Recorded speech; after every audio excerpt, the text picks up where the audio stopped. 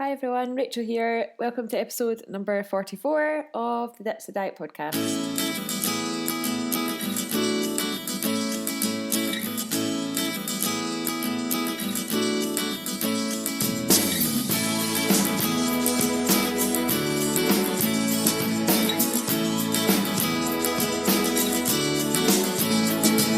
In today's episode, I am talking to the lovely Dr Josh Wolrich, who is a medical doctor and surgical trainee in the NHS. And we met via Instagram, actually. And we're having a discussion today about lots and lots of different things. We're talking about how to improve your relationship with food. Does the keto diet work? We talk a little bit about croissants and other bakery goods. And also, more importantly, I speak to Josh about his journey, his weight loss journey, and how he got to where he is now from where he was before. And we talk about all things anti-diet along the way. So I hope you enjoy this one. It's a great interview. Sit back, relax. It's a long one as well. Grab a cup of tea and enjoy. And I'll speak to you again towards the end. See it later. Oh, good. No, I know I'm on the record now. It's fine. Yeah, you're on the record now. Any more dodgy stuff about Joe Wicks anymore? Okay. Oh, go for it. No, it's fine. I can say that later. I am in southwest London, so I'm about. It's about a 25-minute train from Waterloo. Oh, okay. Yeah. So just a couple of stops further out from Wimbledon. Okay, yeah. Which most people know where Wimbledon is, so that's. Yeah, I'm there. So I'm within the M25, but officially this is Surrey. Mm-hmm. Yeah. So I'm not quite, but I'm zone 6 on the trains. So I can use my Oyster card to get into London from where I am. Oh, that's good. I lived in London for a number of years. And it was an interesting few years. I was right in the city. I was, okay. Just off Piccadilly, near Piccadilly Circus. Oh, wow. And then up in Edgware Road for a while, just the top of Edgware Road where it meets Maida Vale. Okay. Yeah, there for a while, so... The most central I've ever lived was Shepherd's Bush while I was at uni. Oh, I bloody love it there. It's nice, but I'd love to really go like proper central just for like a year and just see what it's like to literally just walk outside the house and be right in the centre of London. Yeah, it's a bit bonkers. No parking though. No, I didn't drive at the time, so it was all good. Yeah, no need to have a car when you live there. No. When I lived there, it was actually when the tube bombings happened in 2005. Yeah, wow. Yeah. I was out shopping in Covent Garden that day. And the bus, or was the bus before? Yeah, it was on the same day. Yeah, I was out shopping in Covent Garden that day. Wow. So I always sort of associate my time in London around that sort of time. It was it was awful. What year was that? 2005. Okay. Yeah, I would have been. Yeah, I was at work, but I wasn't. I wasn't in. Actually, where would I have been? 2000. Yeah, I would have been 1 year graduated. So it would have been my first year as a doctor. But I was slightly. I remember hearing about it, but not being in London enough to get involved. You know what I mean? But yeah, I know. I was very, very close to being involved in the van on the bridge one. Oh, really? Yeah, well, I think I'd left, so I was working at Chelsea and Westminster for a while, as working in plastics. That was the 6 months there. And I think I was a month after finishing there, and that was when that happened. And because guys in St Thomas's didn't have enough space, there were about 20 people that got taken to Chelsea as well. Ah, okay. So they had police on the wards, they had all sorts of people up there. I'm not sure whether it was the van one or whether it was the stabbing. They all kind of melded into one now, don't they? But yeah, it's tough. Yeah, that's the sad reality, isn't it? Yeah. But I remember seeing messages on the group going, God, there's loads of people there that are just not mentioned on the news, because obviously the news doesn't want to say how many people in total just yet. But the news was saying stuff about 20 people have been taken to St George's, and there were like another 20 at Chelsea. There were another 20 at a different hospital, and that just wasn't mentioned at all. Yeah. Deliberately, but it was just really interesting to have that other side to it. Yeah, I know. So slightly tainted your view of London. No, not at all. I absolutely love London. Like, love it. Every time I go back, I feel like I'm getting off the train and I'm home. Like even after all this time, it's and I can still navigate the tube like without having to look at the map still, and that was like 13, 14 years ago. Well, it hasn't changed. Yeah, no, I know. It's amazing how things like that get ingrained in your memory. So yeah. So shall we get down into the nitty gritty of why we're here today? So I bumped into you on Instagram, as well many other people that are probably listening to this episode of the podcast. So before we get into the whole diet industry and tear it apart a little bit, can I have tell me a little bit about your background? Like how did you get interested in nutrition as a medical doctor? What interested you in nutrition, and why did you start your Instagram account? Let's go for it. Yeah, well, I think the answer to that has changed slightly over the last few years. So at the beginning, I started it because I was second year graduating medical school. I had started working in A&E, and I was seeing quite a lot of patients that came in with issues that were related to their weight. Not everyone came in with issues related to their weight, and not everyone that was overweight came in with issues that were relevant, but there were quite a few that had come in with complications from diabetes that had been that had developed because of their weight. There were all sorts of things that I kept seeing, and I was quite overweight myself, and I felt like if I was going to actually be able to talk to these patients holistically and in a lifestyle manner where I could talk about everything, even in a short A&E consultation, I felt like I needed to sort myself out first. And it's a bit of a weird way of saying it, and I know, and sometimes I get a little bit of flack from saying that. It's like, oh, well, you shouldn't need to be thin to be a doctor. I'm like, no, but actually, it's not about being thin, but I was an unhealthy weight. And if I kind of see it the same way as somebody running a stop smoking service and being a smoker. So if you're going to a stop smoking class and you see the person that ends up running the class outside before you get there having a cigarette, you're not going to listen to them very much, right? Like if they start telling you how it's a really good idea to stop smoking and all these techniques, and you kind of go, hang on a second, but I just saw you smoking outside. Why should I be listening to you? I felt very much the same, and I felt slightly hypocritical not being able to talk about these things, because I felt like people would look at me and go, hang on, how dare you talk to me about weight? You're overweight yourself. You don't know what you're talking about. And whether that's come from an industry or society that we currently live in or not, that was the situation. So I decided that I would try and lose weight for my health and also to be a better doctor, which was a completely different reason to any other reason I tried to lose weight in the past, which I think was probably one of the main reasons as to why I succeeded in a way, because previously I'd only ever been trying to lose weight because I thought I was unattractive. So having a completely different reason, having a focus on this is stopping me from being the doctor I want to be, and I'm understanding now the health implications that it's having on me, those two things I think allowed me to kind of do it successfully. It doesn't mean I did it the right way, trust me. I still remember the very first thing I did was cut all of my carbs because I thought that was what I had to do. I think a lot of people think that. I know. Well, so you can look and you can go, see, even a doctor thought that was the right thing to do. And to be honest, that's because we don't get taught very much about nutrition at medical school. It's very cursory. It's minor. I think we just assume that dietitians in the NHS are going to do that job for us, and so there's so much to learn in medical school that it's really not given that much emphasis. And the stuff that is outdated now. I remember some stuff that I was taught. Again, I mentioned this to you earlier before we started recording, but about dietary cholesterol having an impact on serum cholesterol. And I still have those lecture slides saved on my laptop. Wow. These nutrition lectures that we had, and all about how there's a certain amount, how we should be reducing our dietary cholesterol because that will help with heart disease. And we know that that's not true.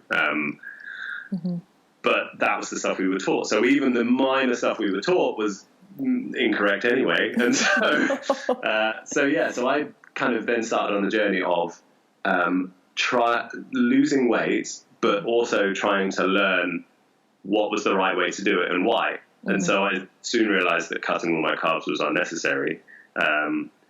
So I stopped cutting all of my carbs, but I kept losing weight, and I focused far more on an understanding of thermodynamics and an understanding of energy in the body, how much energy you're using, and just working out easier and more satisfying ways of being able to put yourself in a calorie deficit. My Instagram started as, look, here's the food I'm eating. As most food Instagrams start, I think. And actually, I think I just pissed off a lot of my friends doing that, because I had a lot of them unfollow me. They're like, we don't want to see your food. You don't even use Instagram. I was like, well, I do now. But it worked, because I would, even though this is not necessarily helpful, I would post a picture of a biscuit if I ate a biscuit, and then my friends would tell me off for eating a biscuit later. Now, I know that we shouldn't be telling people off for eating biscuits now, but at that point, it was about keeping me accountable to what I thought I should be doing. And it worked. And I knew that if there were biscuits there, and I was like, this really isn't going to help me today, because there's a lot of calories in these, and they're quite calorie dense. And I was like, but if I eat them, I have to post it on Instagram, because if I don't post on Instagram, I'm going to know I'm lying. And it's a bit problematic. I admit that now, but it worked. That's it. And now the Instagram has definitely turned away from, this is what I'm eating, because I'm very much of the opinion that no one should have the same diet as anyone else. Everyone's diet should be different.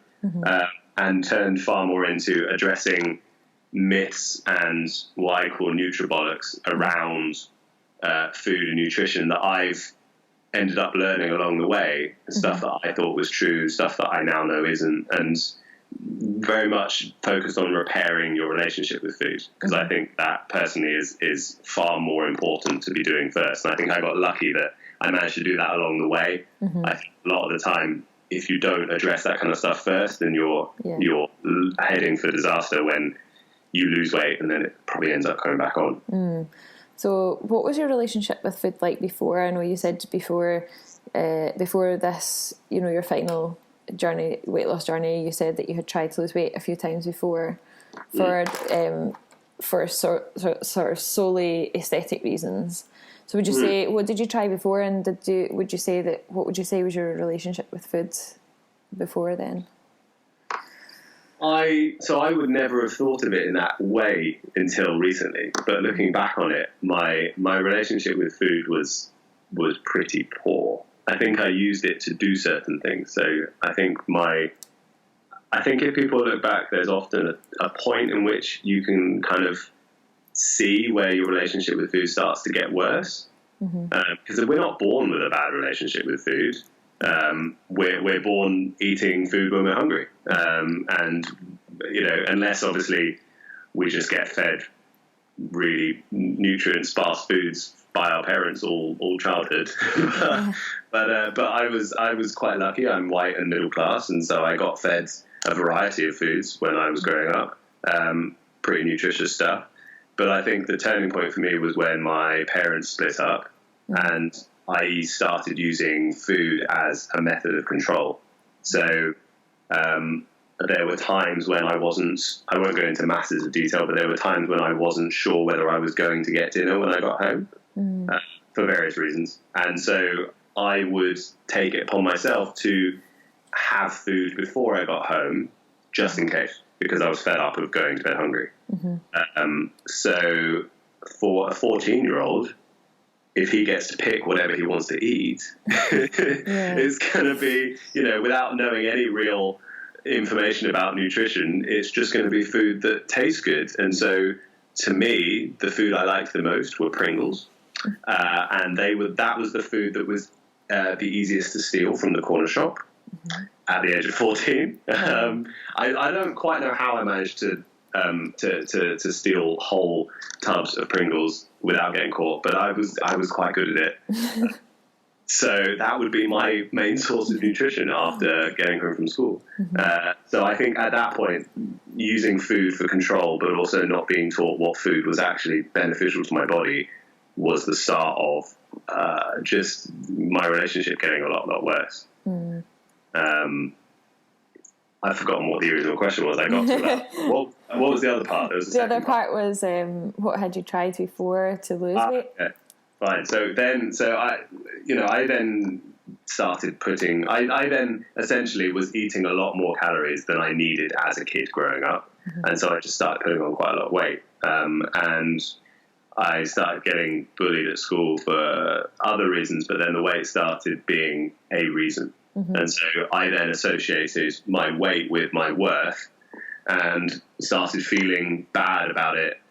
Despite having girlfriends the entire time, I started feeling like my weight meant that I wasn't attractive or wasn't loved. The two didn't really go together. I don't really understand why I didn't understand that I had a long-term girlfriend, but at the same time I thought that being overweight meant that I was ugly. I don't know why I didn't associate it in my head. But I tried to lose weight from probably the age of about 15 or 16 multiple times, just using different methods. One was kind of keeping an eye on the amount of fat in the sandwiches that I was buying. I don't know why that was a thing. One was, I don't think I ever cut carbs as a kid, though, weirdly. I never did that one, but one was just not eating. I never ate breakfast, so I can't remember. I think I maybe then just didn't eat lunch either. I never ate breakfast just because I didn't want breakfast, not for any particular fancy reason. So I think I just then didn't eat lunch either, but then that just led to me eating loads and loads at dinner to compensate. What else? One of the main things that I think I remember was there were mince pies have always been my downfall, which I wouldn't use it as that phrase now, but they were at that point. Yeah. I loved mince pies, so I would eat endless amounts of mince pies, just one after the other, because they just tasted so good, and I had no real control over that. I remember thinking, well, I don't want to stop eating mince pies because they taste great, but I don't want the calories from the mince pies. And I was never good at, I couldn't vomit. So I know that's a weird thing to mention, and I don't want that to be triggering anybody specifically, but for me, I thought that was possibly a solution. I was like, well, I can eat lots, and then the only way of getting the calories out would be to vomit, but I couldn't do that. I tried, but it didn't work. So my solution was then, well, I'll eat the food, but I won't swallow it, because then I'll get all the taste, but I won't get any of the calories. And I didn't once stop to think that was harmful. I didn't once stop to think, hang on a second, why am I even thinking about these things? Why is that something that I'm considering as a valid solution? But I did that for a bit of time, where over the winter time when mince pies were in the supermarkets, that would be my solution to wanting to have the taste of mince pies because they tasted great, but not putting weight on. So yeah, I think I wasted a lot of money on mince pies. Yeah. Wow. Yeah. I think people left to their own device. I mean, that wasn't anything that I'd read either, just to clarify. That wasn't anything that anyone told me to do. That wasn't anything that I'd read as a solution. The internet was still dial-up, if I remember correctly, so it wouldn't have been very easy to find this kind of stuff online. But it was just something that made sense to me. I was just like, well, if I actually eat it, then I will gain weight. So, but I can still taste it and spit it out. That'll be fine. So, I think it's just, I think it's interesting to think that these are things that other people do as well. But it's not something I ever knew other people did. It wasn't something that I'd learned or was told. It just made sense to me at the time. So those are my unorthodox and harmful methods, I think, to trying to lose weight as a kid, not knowing any better.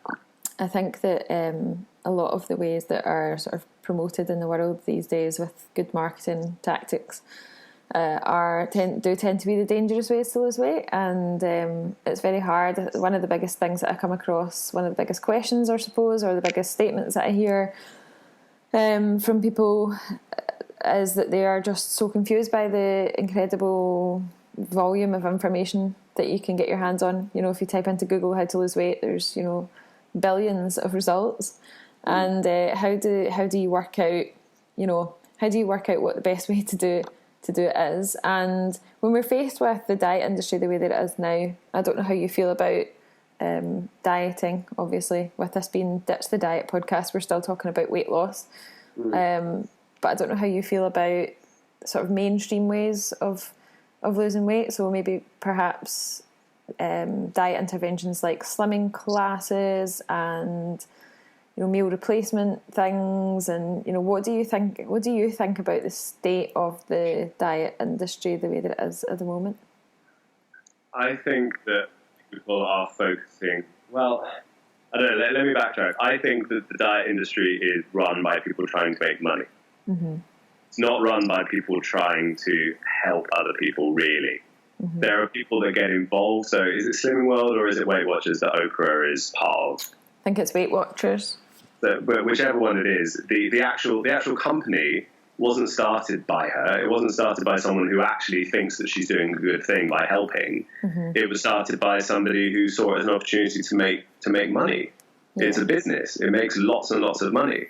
So I think that these businesses are now attracting people who want to help, but they're teaching them that these are the right ways to help, and it's not. I don't think they are. We can get into some of that stuff later if you want, but I think the industry is full of people trying to make money, and so they're looking at the wrong things. We're looking at black and white solutions. So, for example, meal replacements.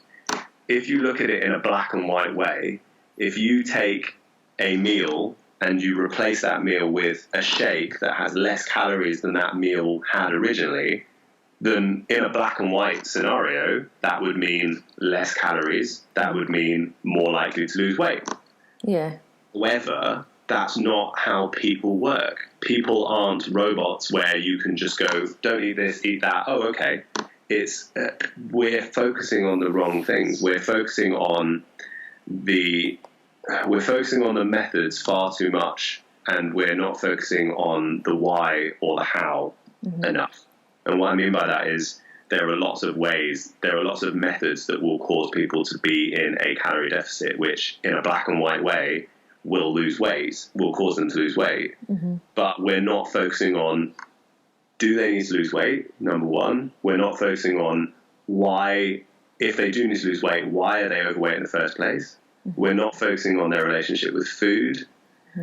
We're not focusing on the psychology behind all this kind of stuff. And so I think that's probably a main reason why people rebound, or why people lose weight and put it back on so quickly, is because not only are we choosing methods that aren't sustainable, because there's no point losing weight unless it's a lifestyle change, it's a lifelong change. I mean, we see that by people putting weight on as soon as they stop doing Weight Watchers or Slimming World, and there's again, we can get into that later, but it's not sustainable, and also we're not addressing the problems in the first place. There's no benefit to losing weight if we haven't learned anything, and if the whole reasons why we were overweight in the first place haven't been addressed. And actually it's harmful. We know that every time that we yo-yo diet, we know that every time we lose weight and put weight back on, the body preferentially chooses the visceral fat over the subcutaneous fat to put that weight back on, because the body goes, I don't like all of this, we're going to try and keep this fat as much as possible. And that visceral fat around the organs is the fat that's the most harmful when it comes to things like diabetes and heart disease. So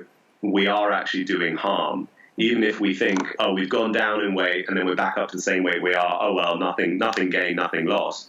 Actually, you know what? We've increased our risk of these conditions, even though we're at the same weight we were before, because we crash dieted and went back up again. And so this kind of stuff is important to speak about, rather than just ignore and let people get on their own devices. Yeah, and from what I've seen, working with mostly women really actually over the past 10 years, is that it doesn't, the yo-yo sort of cycle of dieting doesn't just happen once. It's, can last for decades. Oh yeah, it's a yo-yo. It's called a yo-yo for a reason. Yeah, it goes up and down for many times. It's not. Yeah, it's never.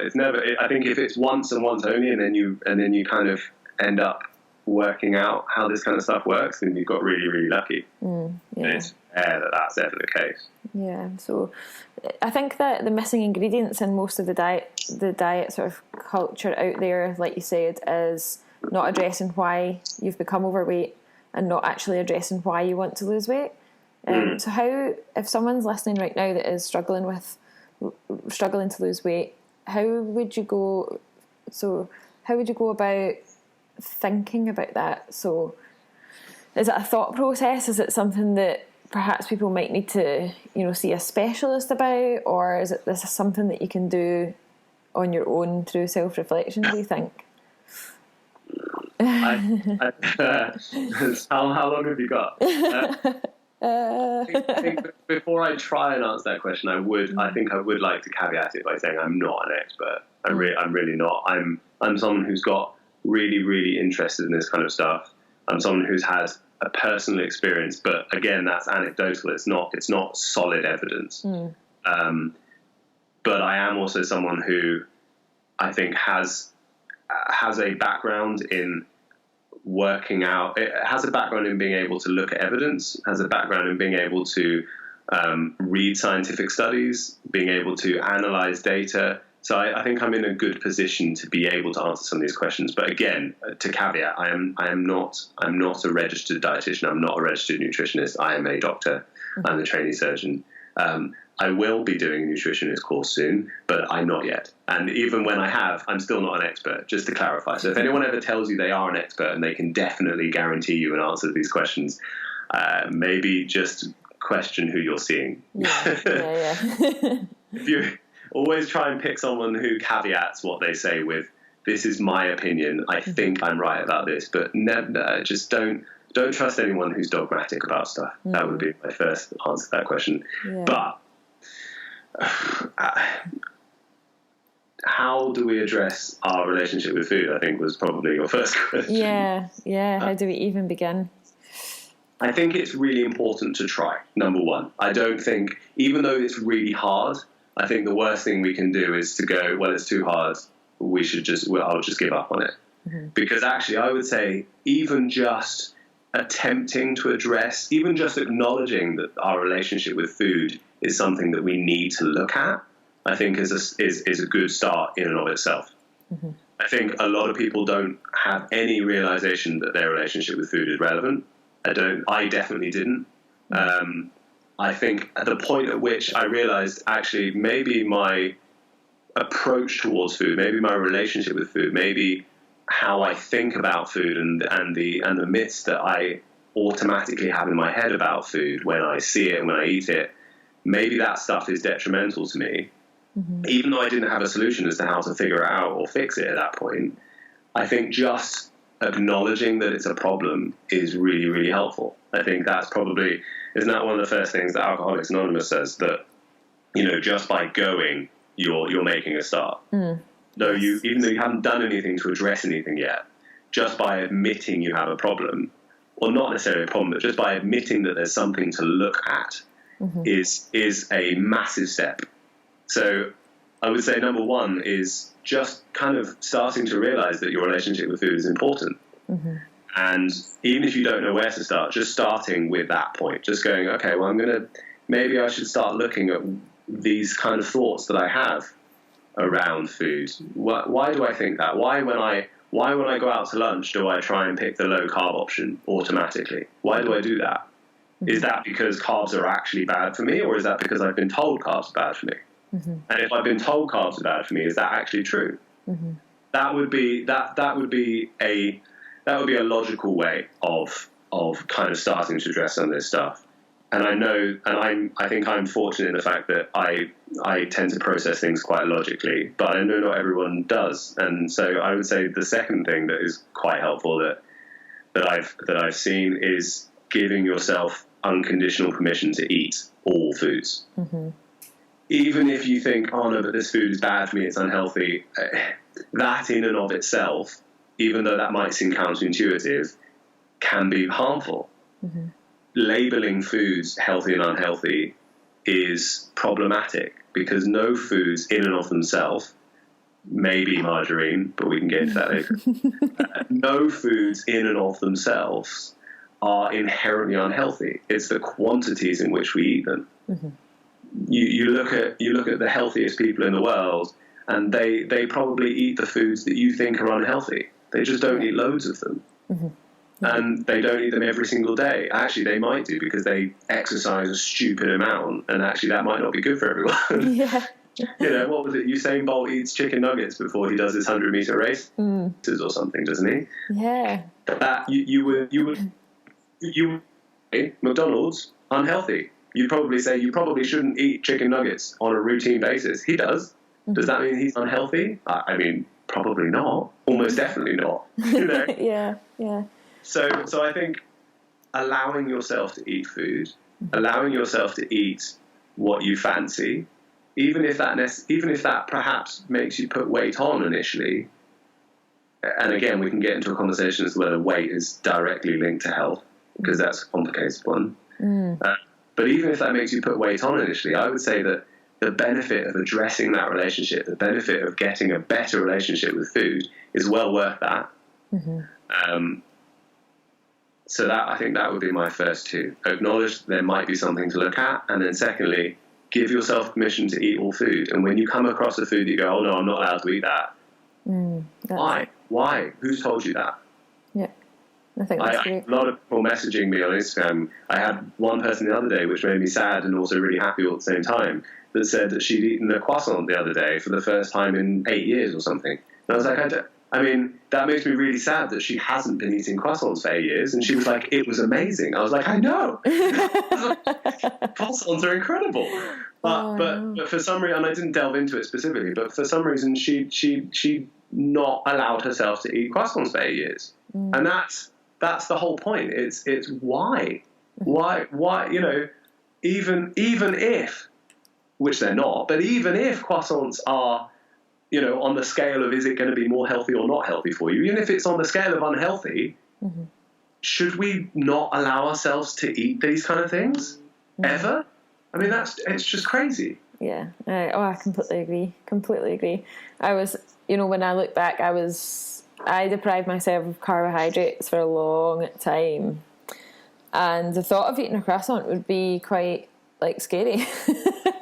So I can identify with that lady. Yeah. Unfortunately. But giving yourself permission to eat all foods is something that, yeah, I really could not agree more with. The link between weight and health is a long conversation. Yeah. How do you know, you said as a medical doctor you've seen a lot of... I don't know if we were recording at the time, but you told me when you've seen a lot of sort of weight-related or correlated or causal incidents. What can we say about the correlation between being overweight and being unhealthy? Is it true? Can we argue with the statistics on this one? No, well, so I think let me try and sum up at the beginning, then we can kind of delve into it. My personal opinion is that weight is linked to health in both ways. So being underweight is linked to lower health, and being overweight is linked to lower health. However, there is a range in the middle that is far, far wider than people think. So, and we don't have particularly good ways of working that out as of yet. So you can look at the extremes, and you can really easily say that it's quite easy to say that the weight that they have, whether they are severely underweight or severely overweight, is going to be having an impact on their health in a negative way. But there is a big range in the middle that it's really, really hard to say, and it's really difficult to justify some of the dogma that is in both the industry and also in the medical world. So that would be my summary, I think. Yeah.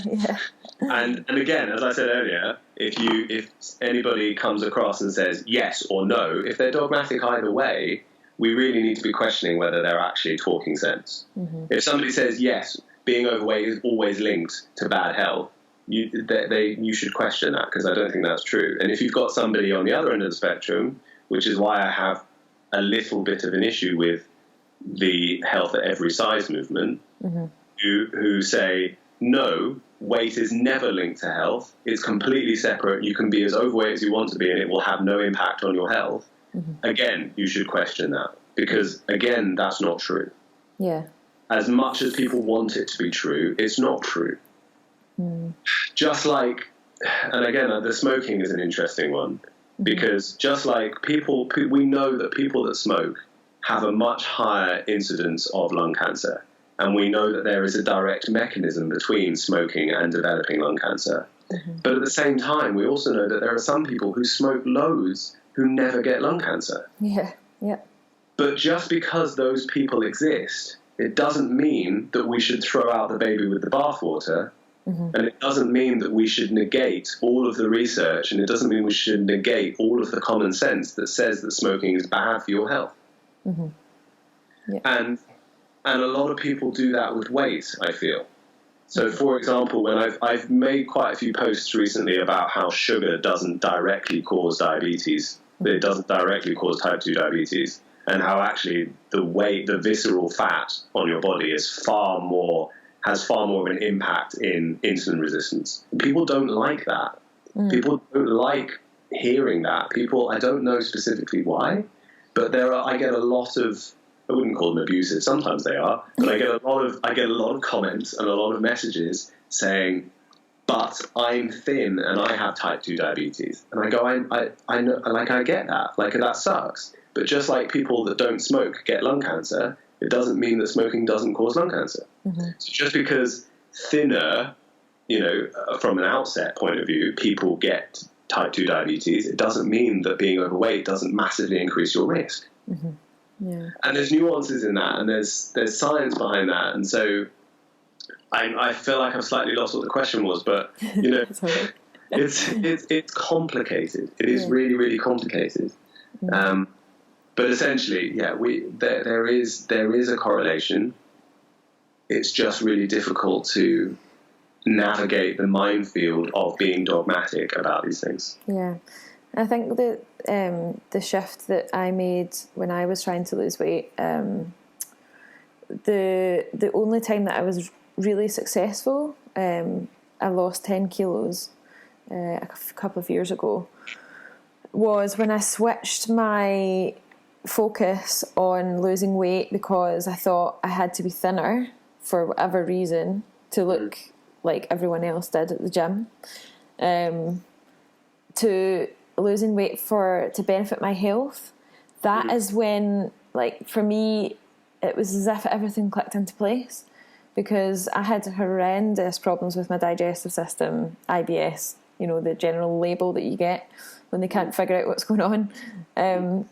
And for me, like, changing that was just such an important reason why I wanted to lose weight.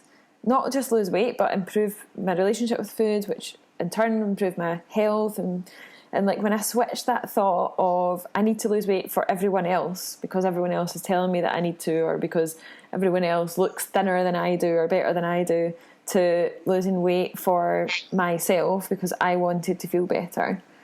That was like such a massive turning point for me. So I think that shift, if you're listening to this episode and you are overweight and you're concerned about your health, what we've just said there is that, it doesn't, just because you're overweight doesn't mean that you're going to automatically develop these types of diseases. It puts you at a higher risk. But if you switch that to, I want to lose weight because I want to get healthier, I think that's a much stronger driver. Personally, for me, I don't know what you think about that.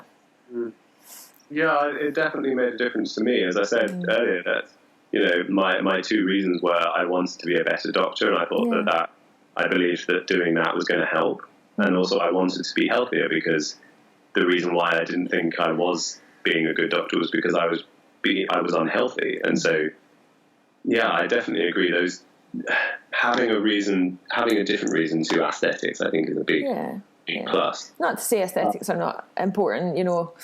We've all been in that position where, you know, we'd like our jeans to fit a little bit better, but talking on a bigger scale. It's difficult though, isn't it? And I think something I meant to mention when you were asking about health and weight and whether they were intimately linked and things, I think is really important. I posted on Instagram yesterday, so this is quite good timing, of the factors that are important for health aside from food, and aside from weight, because food is intrinsically linked with weight, whether people want to argue it's not.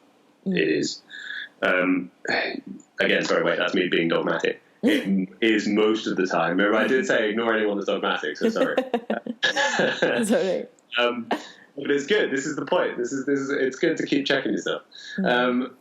But the things that I posted, there are 4 things that make a massive difference to health. One of them is food and nutrition. One of them is exercise, and exercise doesn't always have to be done to lose weight, and often isn't necessarily the best thing to be doing to lose weight. I don't know if we'll ever get onto that, but exercise in itself is great for the body for general health. It's irrelevant of size. Even someone who doesn't change weight, who adds exercise into their routine, is going to end up being healthier. Sleep is a massive one. Sleep has so much of an impact. If we don't get enough of it, it doesn't matter how much of a normal, I'm doing quotes here, but normal size you are. It's a horrible phrase, and I don't know if that's the best way of describing it, but it doesn't matter what size you are. If you don't get enough sleep, you're not going to be healthy, because it has so much of an impact on everything else. And finally, social connectivity. So having people around you, having friends, spending time with other people. And the reason why I think that one's so important is because it's directly linked to our stress. And so in one way, the reason why I'm bringing that up is because if we only ever look at weight, we're missing a whole load of other things that may be far more important to our health. If we only ever look at our food, but at the same time, if by looking at our food, our stress levels go up because we're not looking at it in the right way. So if we become more stressed because we're trying to lose weight, that stress is going to stop us sleeping.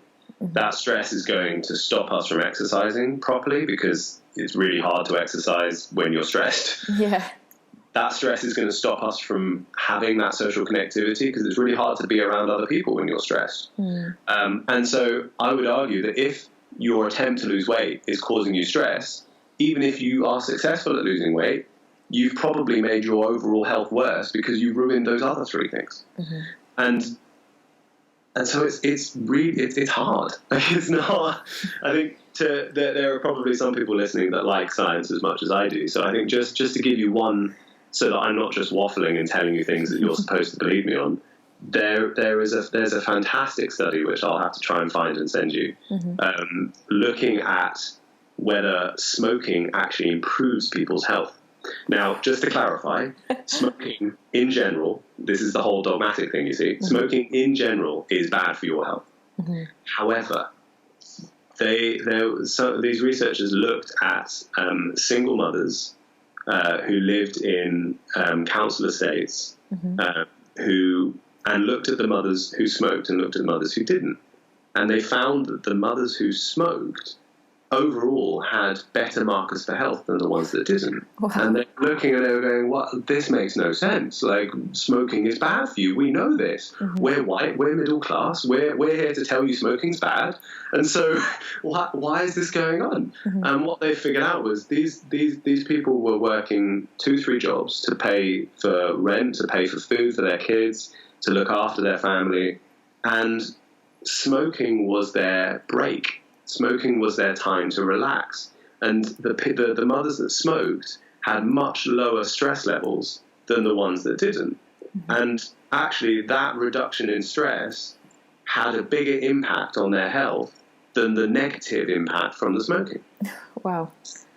That's amazing. So we can't be dogmatic. This is why we can't be dogmatic about this stuff, because you can be dogmatic and say everyone should stop smoking. But if you took the cigarettes away from these single mothers living on these council estates, their health would go down.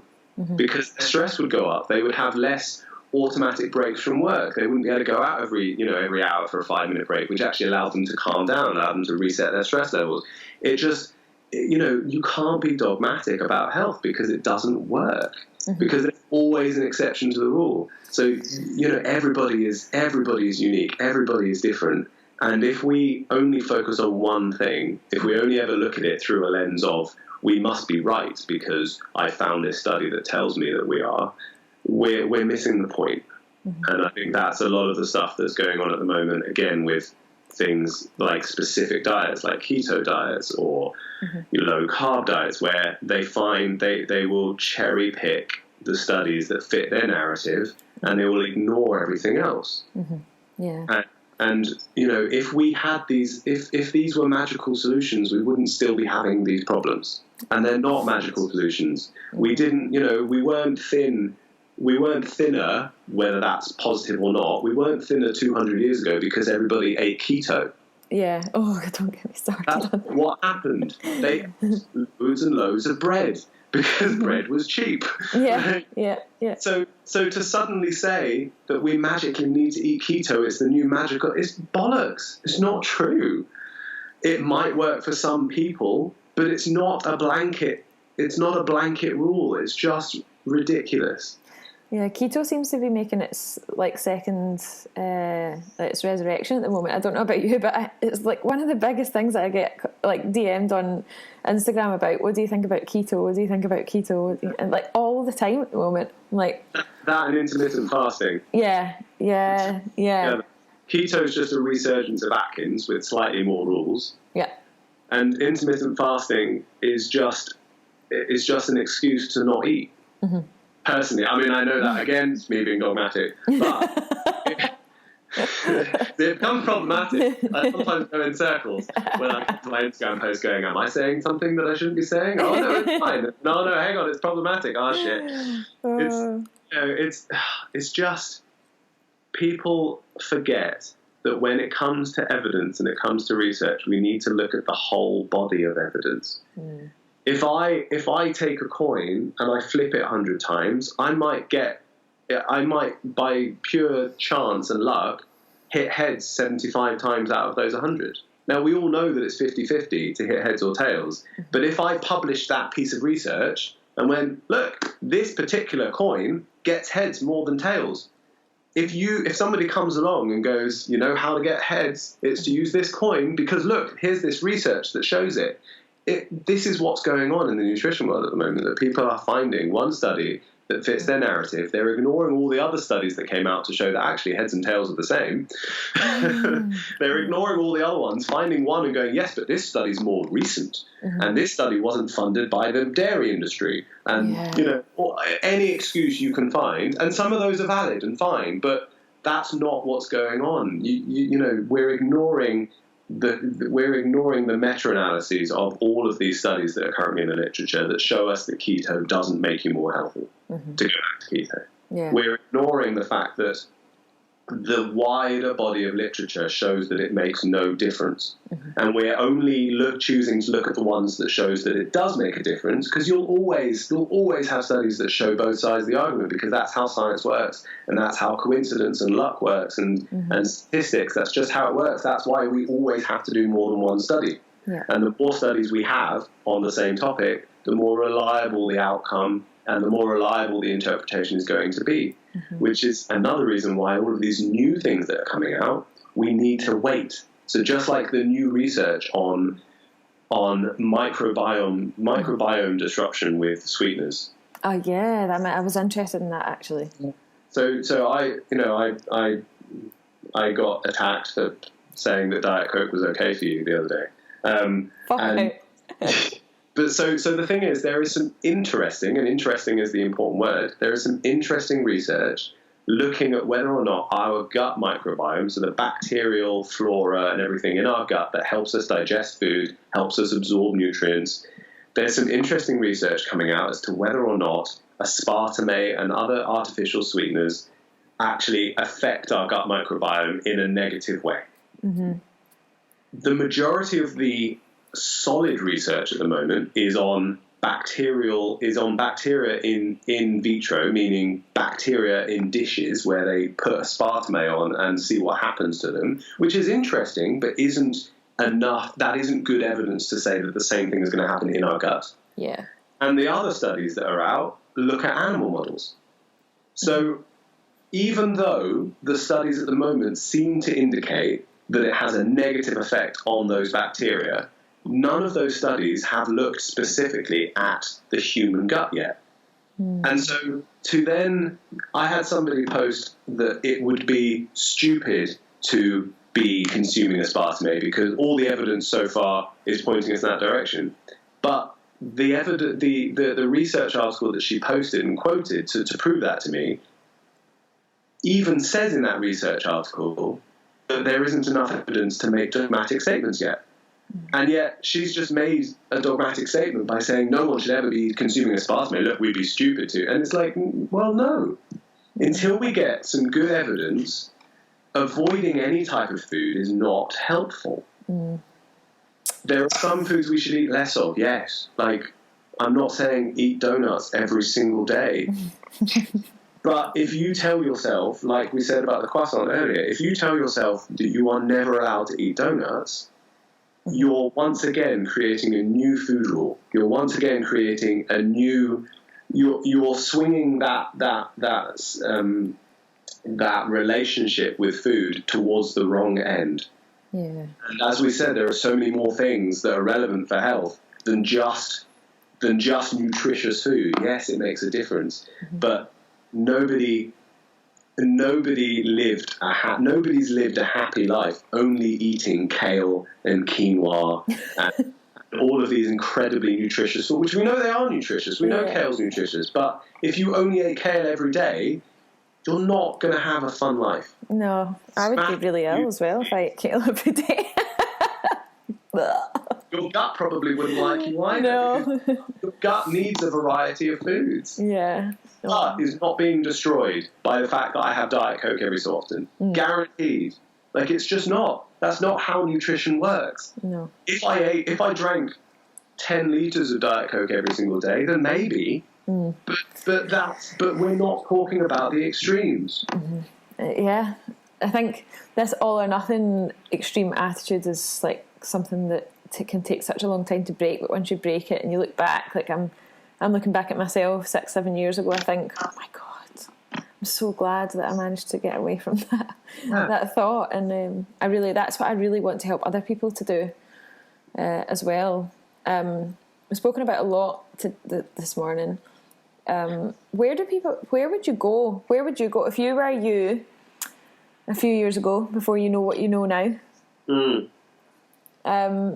Where would you go? Instead of cutting my carbs to 100 Instead of cutting your carbs, yeah. Oh, God, yeah, I've been there. Can I just say that I have been there, and I used to teach 25 hours of group fitness classes a week at the same time as eating less than 100 grams of carbs. Exercise with that little carbs in your body. I was really not well, let's just put it that way. It's not, to go back to keto, it's not even low enough. You probably weren't doing the right things to be in ketosis either. So how are you having any energy for your body ever? I didn't. I slid down the wall teaching body pump one night. Literally slid down the wall. That was a turning point in my life. Even just the separate thing, just to prove what we're saying about everything being more complicated than it originally seems. Even though carbs themselves give us energy, another thing that they do is they help with water retention. So if you're not eating carbs, you are intrinsically going to be more dehydrated than if you are eating carbs. So the whole thing is so important that all of these things make a difference on our body. So people eat carbs, they retain water because that's what carbs do, because that's normal. They weigh more on the scale, which freaks them out. Yep. Even though they're not weighing more because they've put fat on and because they've eaten carbs, they're weighing more because they've got more water in them, which actually, if we're looking at overall health, is good because it's healthy to be hydrated. Yep. So they cut carbs, so they lose that water, so they become more dehydrated, so they become less efficient at using energy because they don't have, A, they're not hydrated, and B, they don't have carbs in their diet, which are good for energy. and then you slide down the wall doing body pump. Yeah. And yet nobody says that. They just say carbs cause weight gain. And it's so... Yeah, and obviously I'm not being dogmatic here either, saying that carbs, you can lose weight eating loads of carbs, but I'm now 10 kilos lighter. I exercise about 20 hours a week less than I did then, and I eat probably about, I would say about 50 to 60% of my dietary intake on a daily basis is carbohydrates. Yeah. So, yeah, it's life-changing information. It's dogmatic to say you can eat loads of carbs and weight. It would be dogmatic to say you have to eat loads of carbs. Yeah, too. that's true. Yeah. But this is the thing. It's fine to say these kind of things. Saying you can eat lots of carbs and still lose weight. You can eat a Mars bar a day and still lose weight. You may not be as healthy in 20 years' time if you eat a Mars bar every day, but there are some things that we need to stop being dogmatic in the other way. So saying you can't eat a Mars bar every day and lose weight. That's just not true. You can. It might not be the easiest way of doing it, but, you know... Yeah, you can do it if you want. I mean by the whole being dogmatic thing. That it's important to catch yourself, but again, don't go too far the other way. Yeah. Oh yeah, totally. So if anyone wants to find your Instagram, your blog, where should they go? Yeah, I was going to say, I never actually introduced myself at the beginning, so I'm just you're going to have to do like a little introduction before you start the thingy. Yeah. Yeah, I slightly slack on my website only because I do work a full-time job in the NHS, so sorry about that. But I think we can let you away with that. Well, I still get people telling me off there. Like, I've sent you a message. Why haven't I got a reply? I'm like, well, how about you give me money so that I don't have to go to work every day, and then I can reply to all your messages. No, it's Thank fine. you for replying to mine. I do love replying to messages, and I reply to almost all of them. Some of them I can't because I can't give you medical advice over Instagram, so stop asking me to do so. But anyway, you can find me on Instagram at unfattening. And I know that might sound slightly problematic in itself. Actually, at the moment, I'm okay with that. I'm okay with that name. Although, again, you've probably got the opinion from talking to me that I probably think about that far too much as to whether or not that name is appropriate. But actually, at the moment, it's attracting people who want to lose weight, and then it's teaching them that actually that's not necessarily the most important thing. So it's doing a good thing at the moment. Exactly. Sometimes you have to give people what they want, and then once you've got their attention, then you can give them what they need. Exactly. It's why I'm still double guessing whether I should be hashtagging my posts clean eating, because I don't think that's a thing, by the way. But me neither. Oh, God, that's another conversation. Yeah. But if it means that people who want to eat clean, whatever that means, find my posts and therefore learn that eating clean is not a thing, then, the ends justify the means. Yeah. But yeah, so you can find me on Instagram at unfattening, or you can search my name. My full name is Dr Joshua Wolrich. That's Wolrich. No one can ever spell that. But yeah, just search unfattening on Instagram, and I'm sure I think you've tagged me in one of your stories already. So yeah, I'll make sure that the links and everything are in the show notes. I highly recommend, if you are listening, have to go and see Joshua or Josh. Josh is fine. Josh, I was maybe I'm still undecided as to which one I want to go with. So you have to go and see Joshua's Instagram. Josh's Instagram. I'm a bit funny about making sure that people are addressed in the way that they want to be addressed, because the way that you spell my name, Rachel, is really weird. So I'm always really conscious of how I spell and say other people's names. So, yeah. Oh yeah. No, you spell it wrong. I know. It wasn't my fault, okay? Well, look, someone couldn't spell on the birth certificate. You can't. That's just not how you spell it ever. Why is the A before the E? I don't know. I'll go and ask my mother. Surely you must have seen a Rachel spelled that way before. I don't think I have. No, it's usually the E before the A. E-A-L or the A E-L. is just not there at all. Yeah. But I am A-E-L because I am that unique. I am very unique. Thank you so much for your time today. I really appreciate it. Maybe we can come back and do episode 2 where we talk about clean eating. Yeah, I mean, seriously, you can talk about this stuff forever. So yeah, I know. When I next have a day off, which is few and far between, but you caught me on a good week, so. Oh, that's great. I really appreciate your time. I know how busy you must be, so thank you. No problem.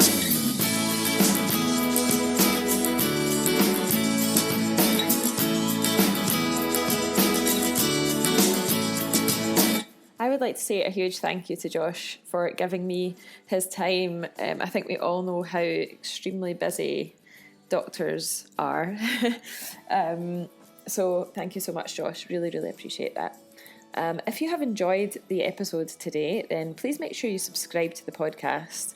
If you're listening and you haven't subscribed yet, just hit the subscribe button on iTunes or Spotify, wherever you're listening. And don't forget, there are 43 previous episodes for you to listen to, and they're all really, really awesome in their own different ways. If you would like to find out more about Josh and what he does over on Instagram, I'm going to link his Instagram account in the show notes so you can find that straight away. If you're interested in learning how to ditch the diet forever, quit yo-yo dieting and never ever have to count anything again, and you would like to get rid of that horrible guilt surrounding food and change the relationship that you have with food completely, then check out the Ditch the Diet Academy. That is what it's all about. We are here to help you change your relationship with food and completely transform your entire life. You can find out more information about the Ditch the Diet Academy at ditchthedietacademy.com/DTD-academy. Don't worry, I know that's a bit of a mouthful. I'm going to link to it in the show notes. Wherever you're watching, you can just scroll down and click on the link, or just head on over to ditchthedietacademy.com and click on the Academy at the top of the website. It costs less to join than it does to join the likes of Slimming World and Weight Watchers. We've kept the cost really low so that it's affordable for everyone, and I think it is one of the best investments you will ever make in your whole life. So go ahead and do that. Go and check it out. And if you'd like to get in touch with me, as always, you can email me at Rach, R-A-C-H, at ditchthedietacademy.com. I'll see you next week for another episode of the Ditch the Diet podcast. Until then, have a great week.